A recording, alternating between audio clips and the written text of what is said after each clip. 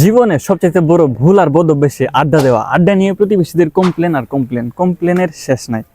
বিশেষ করে আমরা যখন পরীক্ষা টাইমে ভালো রেজাল্ট করার জন্য বেশি বেশি পড়ার চর্চা করি, সেই সময় প্রতিবেশীরা খোঁচা দিয়ে স্পিডে কথা বলার জন্য বেশি বেশি মুখের চর্চা করে। আর এই আড্ডা কোনো টপিকের ভিতরে পড়েও না। আড্ডা দিয়া পোলাপানদের দোষগুণ শুনবেন। এই আড্ডা দিয়া পোলাপানদের আগে দোষটা শুনেন।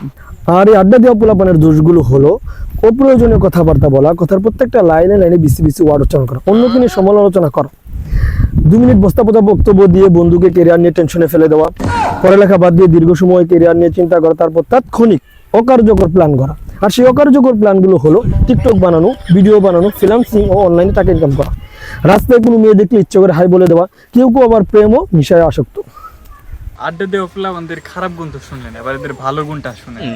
এবং আড্ডা দেওয়া পোলাপানদের ভালো গুণগুলো হলো রাস্তায় মুরব্বি দেখলে ফালতু কথা বন্ধ করে সালাম দিয়ে সম্মান করা, পথিকরা বিপদে বললে তাদেরকে সাহায্য করা, এলাকার সব খবর তাদের কাছে থাকে এবং তাদেরকে দিয়ে অন্যের গরু ছাগল পাহারা দেওয়া হয়। আমরা গ্রামের সব জায়গাতে আড্ডা দিয়ে থাকি, কিন্তু বেশি আড্ডা দিয়ে থাকি গ্রামের রাস্তাগুলিতে। আরও একটা মজার বিষয় হচ্ছে আমাদের গ্রামটা অন্য গ্রাম থেকে একেবারে আলাদা। বিশেষ করে ম্যাপ থেকে লক্ষ্য করলে দেখবেন চারিদিকে ফাঁকা লম্বা চাটা রাস্তা আর মাঝখানে আমাদের ছোট্ট গ্রাম।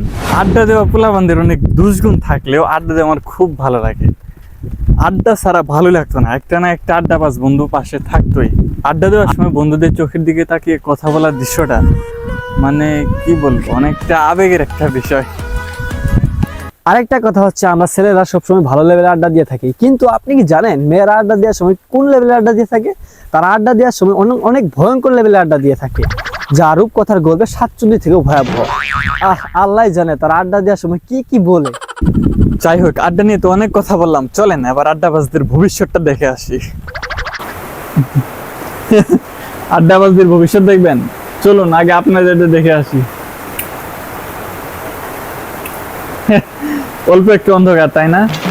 এবার চলেন আমারটা দেখে আসি। সরি, বাতি জ্বালাস না কে? ভাই সুইচ তো বন্ধ হয়ে গেছে। হাই হাই, এই বাতি জ্বালা, হেজলামি করো। সুইচ নষ্ট হয়ে গেছে ভাই। হাই হাই হাই হাই, আমারটা তো পুরাই অন্ধকার।